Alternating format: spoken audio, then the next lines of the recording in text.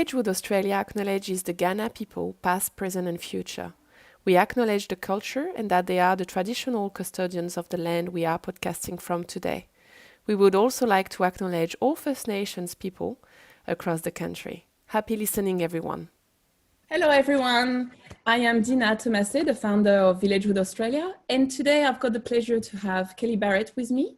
So Kelly works for the Women Services, Safety Services SA. And Kelly, hi, thanks you so much for being here today. Would you be able to tell us a little bit about your organization and the role that you play? Sure. So as you said, I work for an organisation called Women Safety Services South Australia, and we have a range of programs and services that support women and children who've experienced domestic and family violence. We've mainly got our programs kind of service the metro area in Adelaide, but we also have some statewide programs, including the Domestic Violence Crisis Line, which is a 24-hour line for anyone who wants some help around domestic and family violence. And that's across the state that people can call up. And my role in Women's Safety Services is Learning and Education Coordinator. So my job is to train other professionals around how to recognise and respond to domestic and family violence. I have a background in social work and have worked in the field of domestic and family violence and other trauma for about 18 years. So I did a lot of frontline work, supporting families, particularly if they were separating and going into safe accommodation. Okay. Well, that's good because, when we first talked a few weeks ago, I guess, we were talking about the village and how we could best kind of like support our mothers and women who are experiencing domestic violence, but also escaping from it. And I'm glad that we could do this podcast today. So we can get a better understanding of, what is domestic violence and which role we can play in helping out. So I guess my first question for you is, could you tell us a little bit more about the forms of domestic violence? Yeah, sure. So domestic violence, unfortunately, is something that is quite widespread in our community. And when we talk about domestic and family violence, we talk about violence that's happening kind of within an intimate relationship. So someone kind of known to you, like a partner or ex-partner or husband, wife. And but it can also happen between kind of family members as well, like that we kind of encompass that as well. And we kind of, we talk about it being a pattern of behaviour where one person tries to gain and maintain control over the other person. So we think about it in terms of power and control. And so the person who's being abusive can use a range of tactics to gain and maintain that power and control. Often when people think about domestic and family violence, they think of just physical violence, that tactic of physical violence, but there's all these other tactics as well that are equally effective, I guess, in that gaining and maintaining power and control. So apart from physical violence, we would look at so emotional or psychological tactics of abuse, and that could look like anything from regular putting down someone, making them feel bad about themselves, playing mind games. I'm not sure if you heard of the term gaslighting, which I think is getting, like people are talking about that idea a bit more, this kind of crazy making where, so maybe the person being abusive might do things sort of undermine someone's sanity almost. Some examples I've had from women would talk about like their partners like hiding their keys, so they knew they put them down somewhere but they would hide them, or moving things around the house, or just denying things happened. So something would happen and then the person saying, well, no, that never happened. And particularly gaslighting around minimising the abuse. So if there was an abusive incident and then the next day pretending nothing had happened. So that can be really kind of psychologically damaging for someone.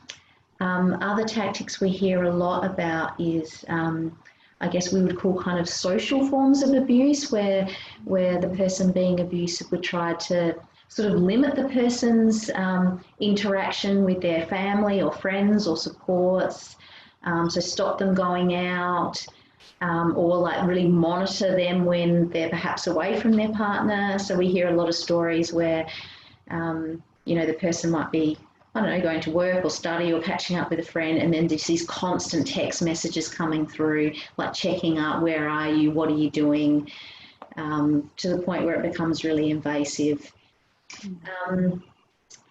Other forms and tactics we hear quite a lot about is like economic or financial ways of controlling someone. So really limiting people's access to, like if there's a shared account, limiting access to income, like controlling the money.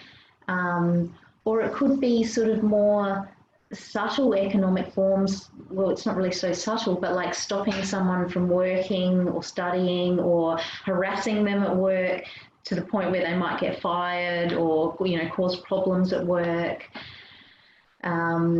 Another financial tactic we hear a lot about is where in a relationship where like a kind of forcing or tricking someone to put debts into their name.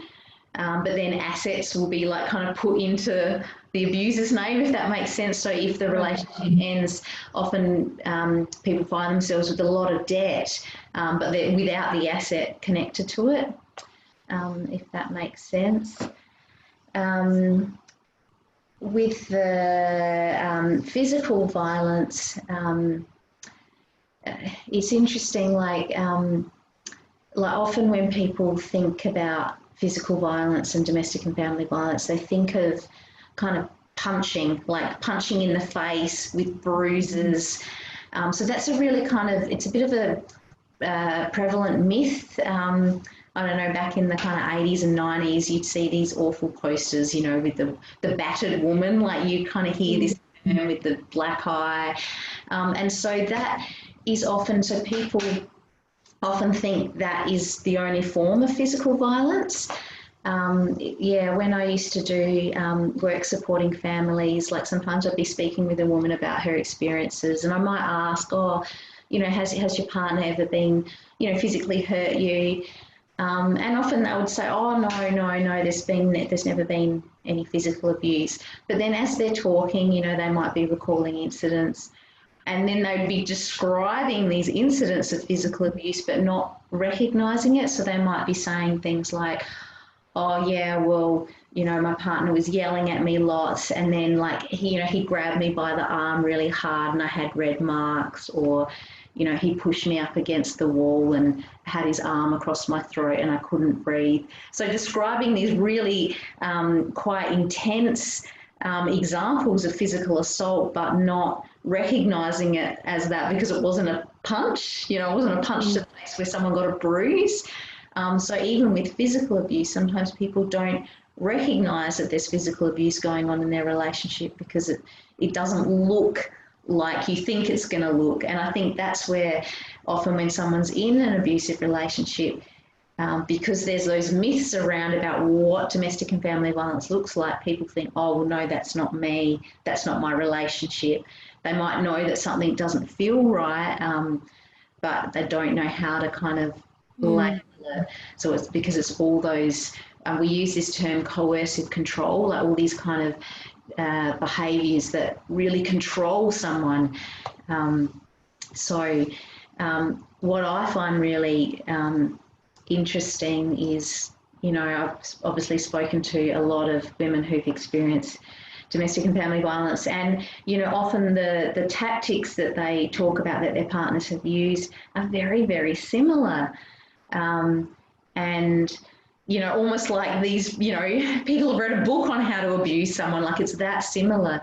But I think why those tactics are so similar is because they're extremely effective in gaining and maintaining power and control. So if you use fear and intimidation, standover tactics, you know, if you put someone down regularly, if you isolate them from their supports, you can be the strongest person ever, but that stuff works. It breaks you down, it breaks your resources and your own personal resources down to the point where it is very, you feel very dependent on that person, and you find you don't have much control in your life. So yeah. is that how you kind of recognize that you are in a abusive relationship, or are there other, let's say, feelings that a person may feel when they are in an abusive relationship that could help understand and recognize that? Yeah, I think it is. It's hard. It is hard to. It can be hard to recognise when you're in it.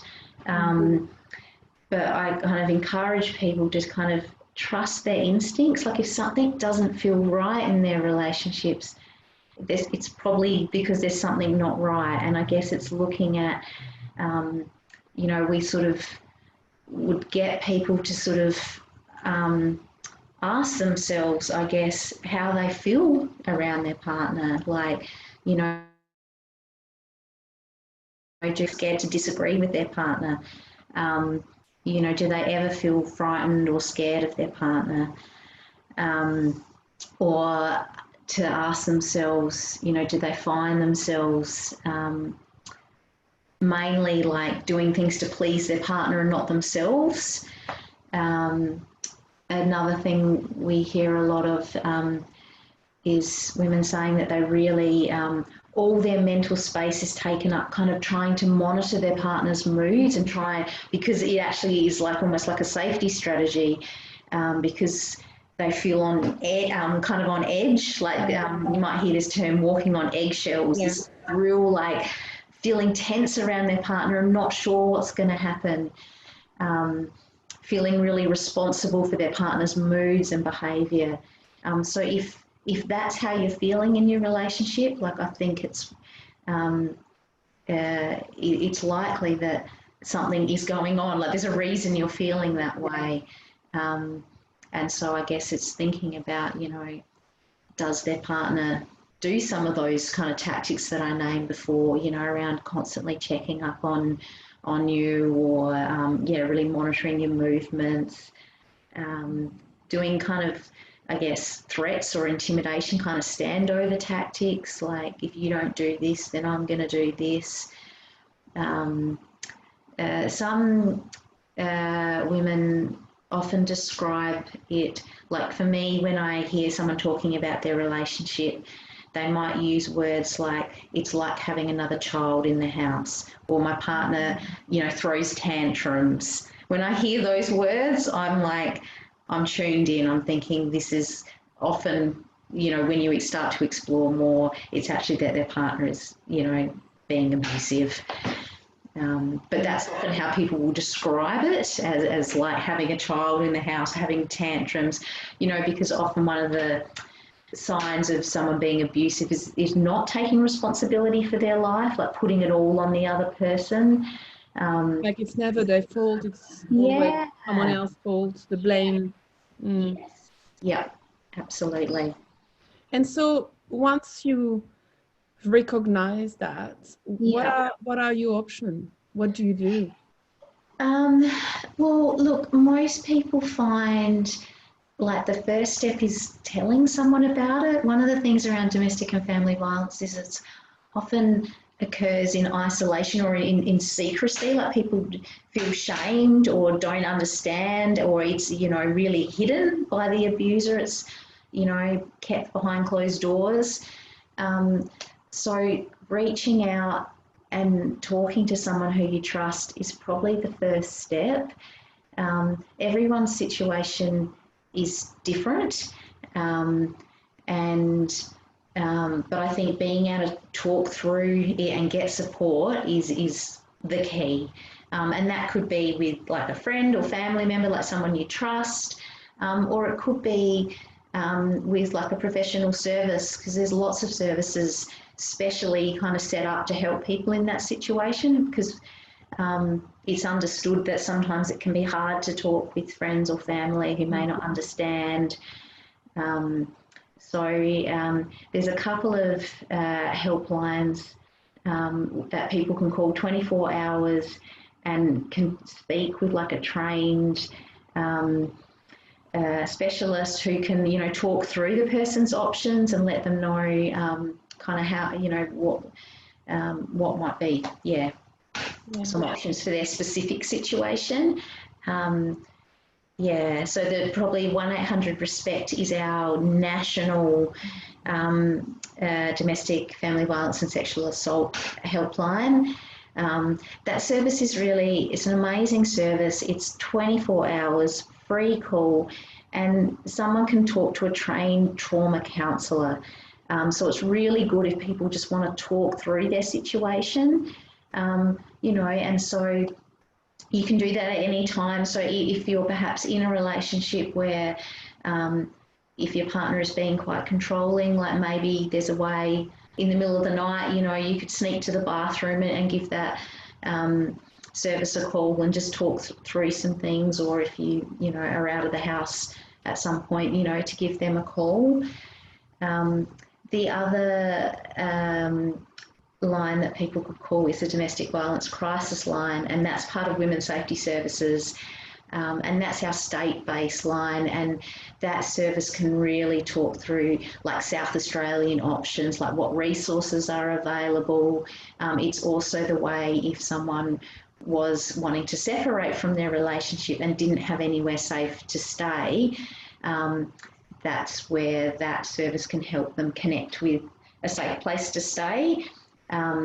So one of the things about domestic violence services is that we're really, really good at sorting through practical issues that might come up and barriers that might be there when there's domestic and family violence. Often people will say, oh, you know, I'm thinking about separating, but there's so much, I don't know where to live, I don't have any money, I don't know what to do, which is really understandable. And I guess I'd like to really reassure people that, you know, that there are lots of services that can help you work through those things. So I guess the main option, I think, is talking to someone and then working out a plan that suits. Yeah, because there's always either the option to leaving or staying, and if you decide to stay for whatever reasons, how do you keep yourself safe? Like if you can't leave, how can you make sure that you keep yourself safe, but also the children, if you have children, because I'm thinking about the children as well. What are the options then? Look, I guess I wouldn't put pressure on someone around, like, it's not the person who's experiencing the abuses, it's not their responsibility to keep themselves safe. So the only person who can keep a person safe is for the person who's being abusive to stop the abuse. Does that make sense? So,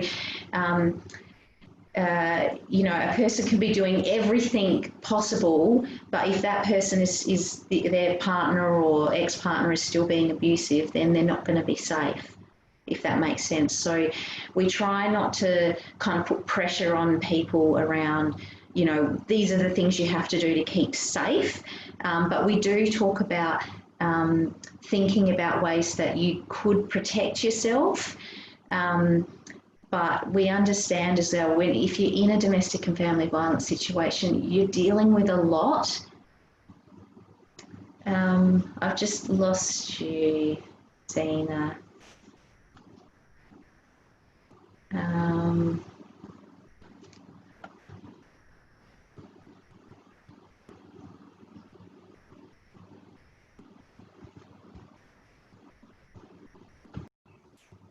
Here we go, we're back. Sorry about that. We had a little bit of a internet glitch, but we're back now. So we were talking about, you know, how to keep yourself safe if you decide to stay in the relationship, especially with children involved. Yeah. So I guess usually when we talk with people around their safety, we would ask them what they're already doing to keep themselves safe, and usually we find even if people don't know it, that they're already doing lots to protect themselves and their kids. So that's often a really good starting point in thinking about someone's safety. And sometimes it can be things that like people initially present with a lot of shame around. Like sometimes people will say, oh, well, I've just, you know, I did that because my partner wanted to and I didn't want to, and you know, they feel really bad. But we kind of unpack that and go, well, were you doing that to keep yourself safe? You know, like appeasing your partner can sometimes be a safety strategy when you're in a relationship. So people need to do whatever they need to do. We also think about how, like, what supports people have in their life and how they might be able to stay connected to their supports, because that's really important. Like, domestic and family violence has such an impact on people's lives. So we kind of talk about emotional safety being equally important, and so really thinking about if there's someone you can safely connect with, and that can be tricky if a person's partner is being really controlling. Like often, I guess one of the tactics of abuse is to really limit someone's kind of space for action. It's kind of part of the control.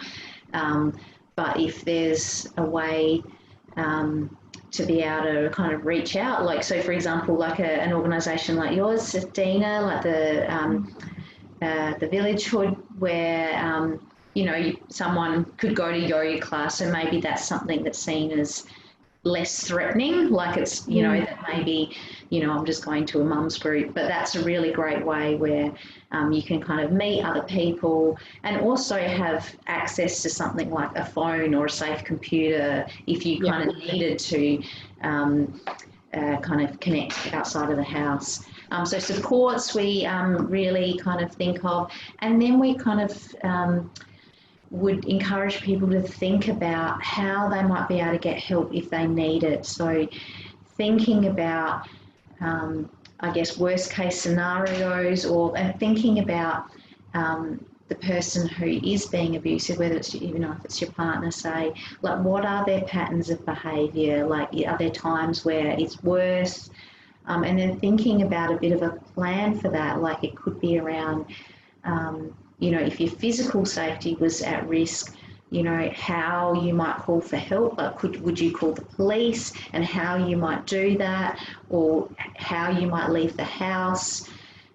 So it might be, you know, making sure your keys are on you at all times, so you can, if you've got a car, or thinking about where you might be able to flee to if you needed. Like sometimes people talk about, you know, being able to go to a neighbour, or even going to somewhere public, if you're, you know, like a main street or a service station, if you needed to. You know, sometimes people have talked about kind of creative things that they've done, like, you know, if they're starting to feel really nervous, or if there's an incident, like trying to take it outside where perhaps a neighbour might hear something and call the police, you know, like if someone can't call the police themselves. Yeah, again, it's really hard to advise when everyone's situation is different. So people need to think about a plan that works for them, and we recognise that that can be really hard, and we really encourage people, if possible, to get some support around thinking about safety. So whether that's with a professional service, or even if it's just talking it through with a family or friend. We've had some people who've kind of set up like a code word with a family or friend member, so like they could like you know, like send a text message with something that is the code word, I guess, and then that person knows to call for help or come and check up on them, or yeah. So in the case that the abuser is taking your phone away, Yeah, because that happens a lot, yeah, it they does. take your phone and they don't want you to be able to call anyone or call the police. Yeah, Is it worth having a second phone hidden somewhere? yeah, like that's certainly something that yeah, people could do. Or I know families have talked about yeah, having a phone that their children know where it is, you know, if they're kind of old enough. Um, but yeah, having a secret phone somewhere is certainly an option. Absolutely. Like almost planning for the worst case scenario Yeah, and kind of like, you know, preparing yourself to do the things like it's like rehearsing if it is, although we don't want it to happen, but if it happens, you kind of know instinctively what to do and how to kind of escape safely. I think Although, one of the um, tricky things is that when you're in danger, your system, your body goes into this kind of survival mode. Like you might have heard of this fight, flight, freeze mode. And when that happens, parts of your brain, so the frontal cortex, the bit that does planning and reasoning, shuts down whilst all the survival part of your brain is firing up, the part that, you know, sends blood to your muscles. And so what that means is that when you're in the moment, it can be really hard to enact plans that you have thought about. So it's important that people don't give themselves a hard time if they don't react or respond in the way that perhaps they thought they might have at the time. Certainly we have a lot of women really giving themselves a hard time. It's like, why did I do that? Or why did I stay in the relationship? Or why didn't I fight back? Or why, you know, just this constant feeling really bad about themselves. But when you're in that moment, you don't get to choose. Like your nervous system chooses. So whether that's to fight or to run away, like to fly, or to freeze, like to dissociate, just it's a really common response. And when like domestic and family violence is what we consider kind of complex trauma, so it's different to like a one-off incident. So say if, you know, you had like you got attacked on the street one-off, which is a really scary experience. But when it's happening really regularly, when it's constant, so sometimes people's system can constantly be in this fight, flight, freeze response. Yeah. And so people are either constantly hyper aroused, so really anxious and on edge, or they could be hypo aroused, so like really distant and flat and not really feeling things. And so that makes it really hard to respond. So it's really important, like I would always just encourage people to be kind to themselves in this. It's a really hard situation, and that's why getting support is so important. Like don't do it alone if you can. Yeah. so talking about support, because I guess, you know, as you mentioned, you know, Villagehood Australia is a village of mothers for mothers, and Yeah. and we want to be supporting every mothers. So how can we best support women and mothers who are experiencing domestic violence or who have escaped domestic violence? I mean, you know, what are the things to say, not to say, do, not to do, you know, like what are the do's and don'ts so we still respect and, but also are here for them, you know what I mean? Yes, yep, I do know what you mean.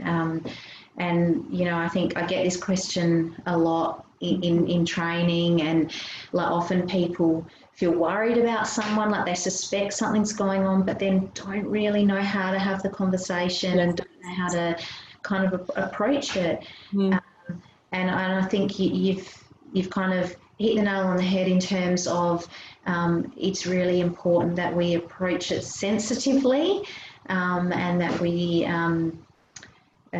because people can experience a lot of shame or guilt, or just confusion. Like it's and also I think people are often really worried that if they tell someone that they're going to tell them what to do, and in particular tell them to leave the relationship, or, you know, when they may not be ready. So I guess in terms of approaching someone, I usually find, obviously starting really gently, and then I think a pretty fail-safe approach is to raise with someone what you've noticed and then give a check-in. So, you know, you might be like, oh, hey, Dinah, you know, I noticed that, you know, you're not coming to our coffee and chat group anymore. Just wondering if everything is okay. Or, you know, hey, Dinah, I noticed that, you know, at dinner last week, you know, your partner was really rude to you. I'm just wondering, you know, how things are going in your relationship, you know, like, so sort of doing what you, because normally if you're concerned about someone, it's because you've noticed something other in their behaviour, like maybe they're withdrawing or not themselves, you know, like, I noticed you're not yourself lately. I'm just wondering how things are going. So kind of starting really broad and opening up that space is, I think, the most effective, because domestic and family violence, the impacts are great. It impacts it on all aspects of someone's life, that if you ask general wellbeing questions, you're likely to get people saying, oh, well, I'm a bit flat, things are a bit difficult. And then you can start to make connections. You know, you might start to say, well, you know, what about, you know, do you have any supports in your life? And then if you know that person's in a relationship, you know, how about your partner? You know, does your partner support you through this? And that can be a really good opening for people to start going, oh, well, no, my partner's not that supportive, or they're always on at me. And that's when you can start to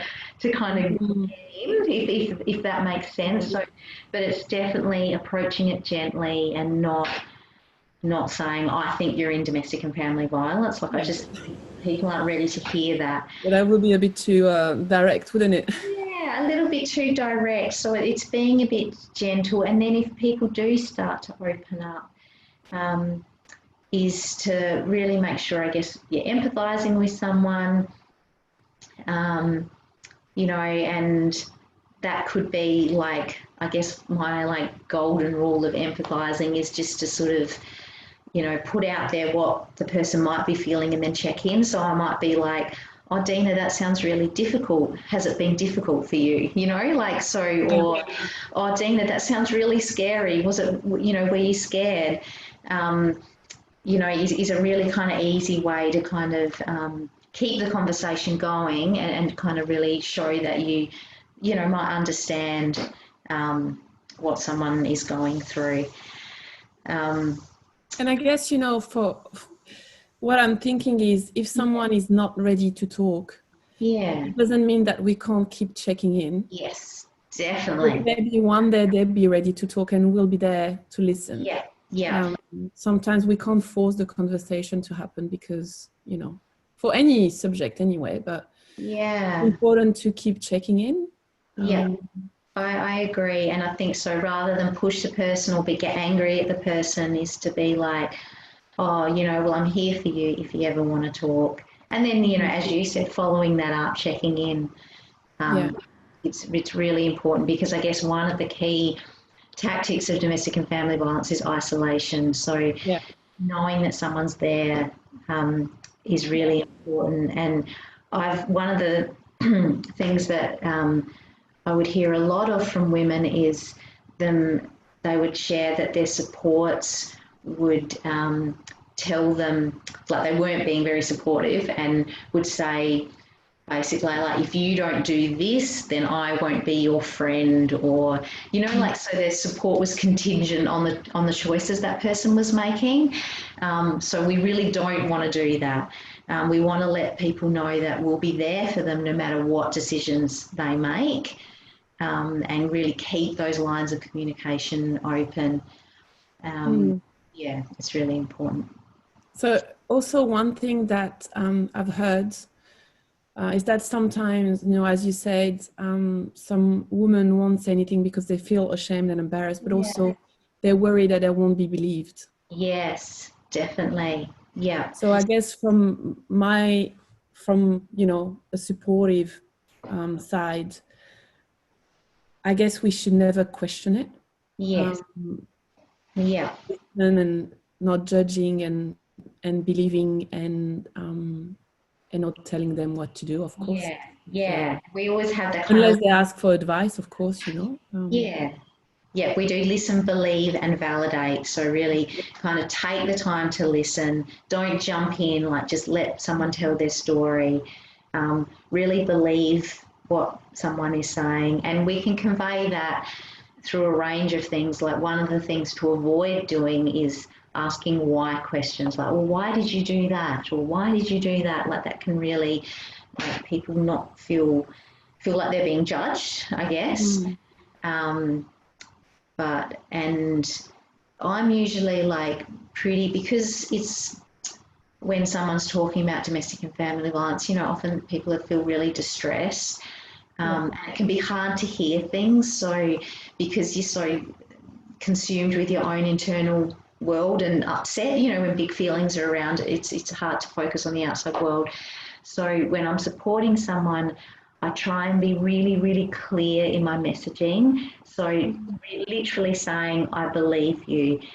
This is not your fault. Like just really simple statements that people can anchor onto afterwards, you know, when they're more calm. Hopefully that stuff will cut through.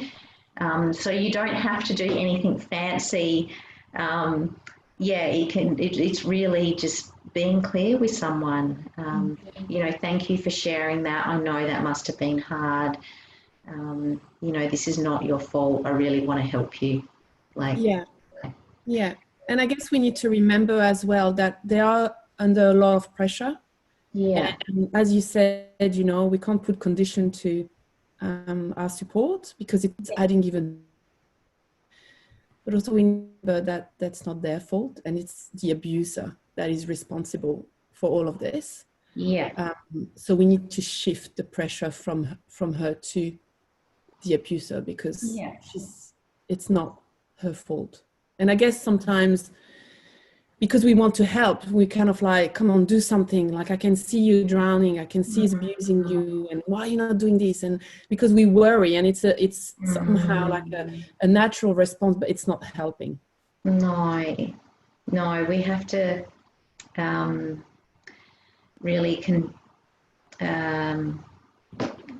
control our kind of urge to jump in or to problem solve, or you have to really go at the pace of the person that you're supporting, and know that connection is building safety. If you've got an open line of communication, that's really important. Like that's a kind of a safety line for that person for when they're ready. So don't underestimate the power of being there for someone. It's really, really important.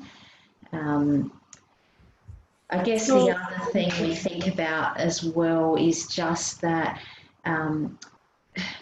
that domestic and family violence is a safety issue, so that it is something where there's likelihood that sometimes serious harm can happen. So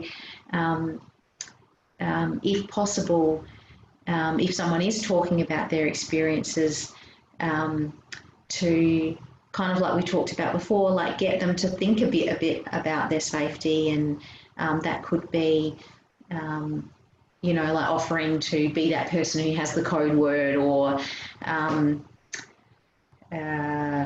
whatever it is at that time, but get them to kind of reflect on what they can do, to protect themselves, and just sharing options about what is available, because sometimes people think there's no help out there, that they're really alone. You know, particularly, you know, for people who perhaps are newer to the country, who may not know like Australian services. But even if people have been in the country a long time, like still some people don't know that there are special services that can help, or that could, you know, offer safe accommodation, or connect them with some resources to maybe help them move house, or there's lots available. So yeah, being able to share those options with someone can be pretty important too. So once you know, Yeah. it's difficult to unknow. Yes. And if you know your friend or your colleague or whoever's confining to you is still living with the abuser, Yeah. and you are still seeing the abuser, how do you, because my natural reaction would be like very upset, and I wouldn't want to talk to the person, and I wouldn't want, but at the same time, we don't want to aggravate situations, we don't want to escalate situations. So once you know, how is the best way to react, respond, or not react, I don't know, when you are in presence of the abuser? Yeah, you certainly, I think you're right. You don't want to do anything to, I guess, aggravate the situation and put the person who's experiencing abuse in more harm, or yourself in harm's way. Like, so I guess safety is really important. Yeah, I think again, it really depends on the situation. If you witness an incident of abuse where someone's safety is at risk, like if someone's in a dangerous situation, then I would always recommend to call the police. Even if that person doesn't want you to, like if there's immediate risk going on, if you're witnessing something, if you see something, even if it's just down the street or you hear a neighbour, call the police, like you can do that. I think if you're being a kind of witness or being present can also interrupt violence. So if you're in a situation where things are starting maybe to escalate a bit, only if you felt safe, like even just to know that you're kind of watching the scene, even if you don't intervene, is still, because people, if there's a witness, then someone's more likely to get caught. Do you know what I mean? So that even just that can be, can interrupt in some way. If you're friends with the abuser, like if it's someone in your kind of social network, like someone who you have a relationship with that you can talk to, I mean, I guess as long as you're not saying, your partner told me this, like if you can go, hey, if you've noticed something, like you can do a similar approach to how you would with someone experiencing abuse by saying, oh, hey, I noticed, whatever its behaviour was, that you were being pretty disrespectful to, Dinah on the weekend. I'm wondering if you've thought about getting some help for your behaviour, or, like something, do you know what I mean? So like you could have that conversation with the person, but it's having that in a way that certainly doesn't put that other person at risk or break their confidentiality if they've talked to you. It would have to be only if you notice something, and if you probably had a relationship with that person. Yeah, because there is also help for abuser. Yeah. I mean, they can get help and Yes. And manage their control and anger and whatever the reasons are. So there is, and I think we need to acknowledge that there is help for them as well. There is, and I think the new men's line has been set up like Australia-wide now, where men can call up if they're concerned about their behaviour and want to talk through some options. So, And how important do you think it is, for instance, if we know the abuser, and let's say it's a man, most of the time, unfortunately, they are men, but not always, but so I don't want to generalize. And my friend confided in me, but then I'm thinking, would it be, without breaking confidentiality, but would it be important, let's say for my partner, my husband, to have a chat, like men to men, to kind of like call out the action, or do we have to wait until we witness it? You probably because have to. Sometimes when it comes from a woman, I've heard that men don't necessarily listen. But then I wonder if it comes from a man talking to another man and saying, look, this is not the type of behavior that is acceptable. This is not, what men are supposed to do. We need to respect, and so on and so on. I mean, is there something, how do we approach this? I know what you're saying, but I think yes, if someone has witnessed something, like if you can go on it without, but I think it's putting that person at more risk if, say, your husband was to approach the abuser and say, oh, the wives were talking, sort of thing. Like, that makes sense. It's you have to be very, very careful about that. And I guess it's like I guess it's thinking about the abuser is getting benefit from their abuse. Do you know what I mean? It's they're gaining power and control within a relationship. So they're it's not like pointing out to someone, oh, you're not doing the right thing, is necessarily going to kind of interrupt that, like, because often there's a really deep sense of entitlement linked to someone's actions.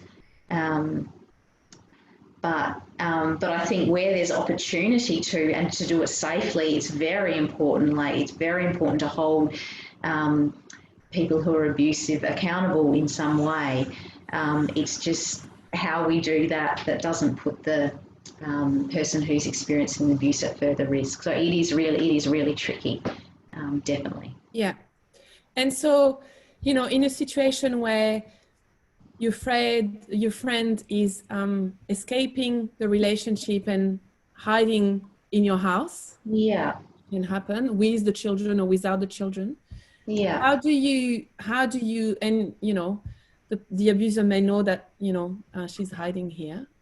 How do you protect yourself from his reaction and protect her, but also protect your own family, your own children? I'm thinking, if you do school drop off or if you go to a playground, and you know what I mean? Like, what do you do? What happens? Yeah, well, I think if you've got someone staying with you and they're potentially at risk from a partner or ex-partner, it's pretty important to have a plan in place, like to sit down together and think through, like we call it kind of safety planning, is to actually think through what you might do. So, what might we do if your partner or ex-partner comes to the door?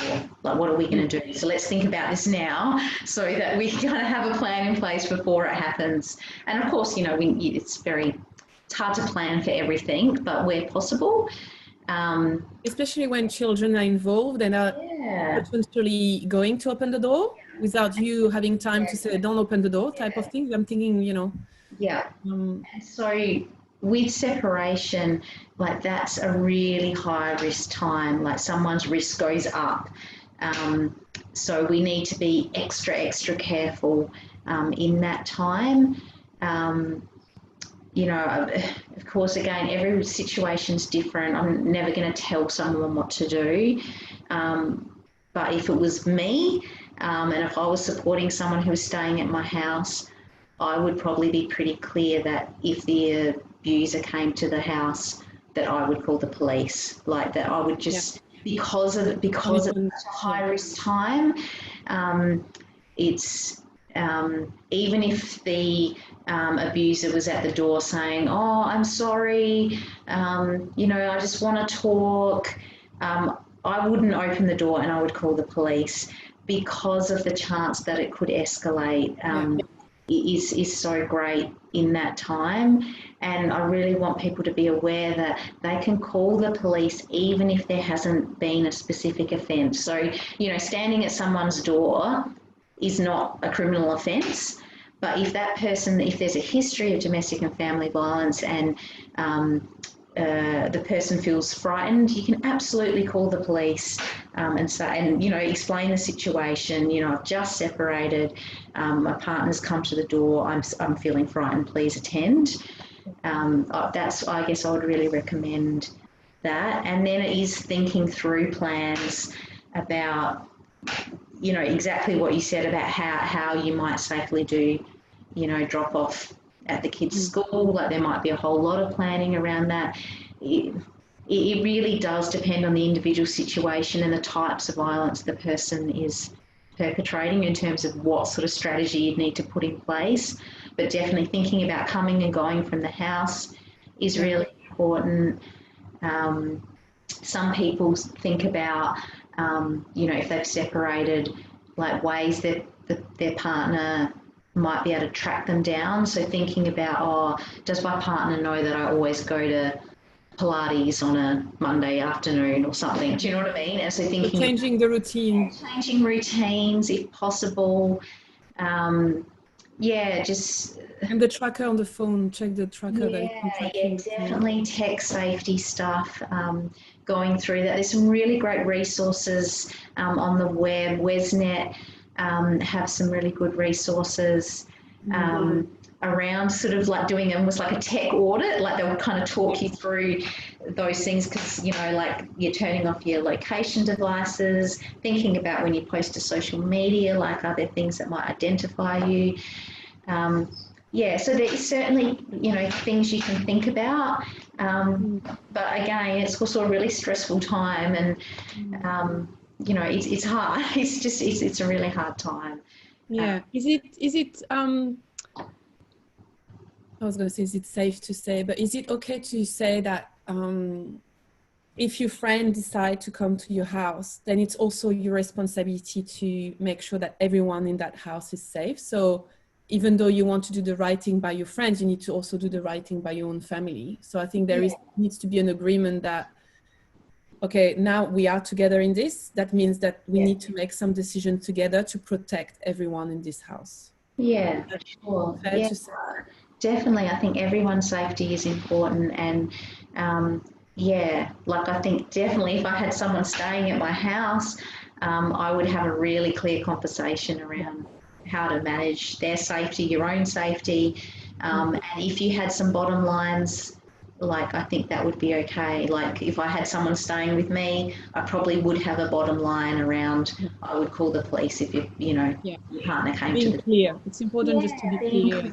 You know, and of course that would depend again on the situation, but thank you. I think that's very helpful. I think, you know, there are lots of questions, of course, that I've got, but that will go on forever. And that's why, I mean, you know, we talk about potentially, you know, having a sort of workshop or training at the center with Villagehood where we can ask all those questions. So, you know, there may be an opportunity in the near future where we could do that together.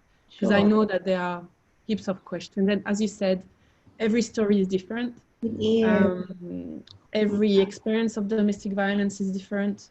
Every woman is different. So, you know, there may be some questions, some more specific questions that some people would want to ask.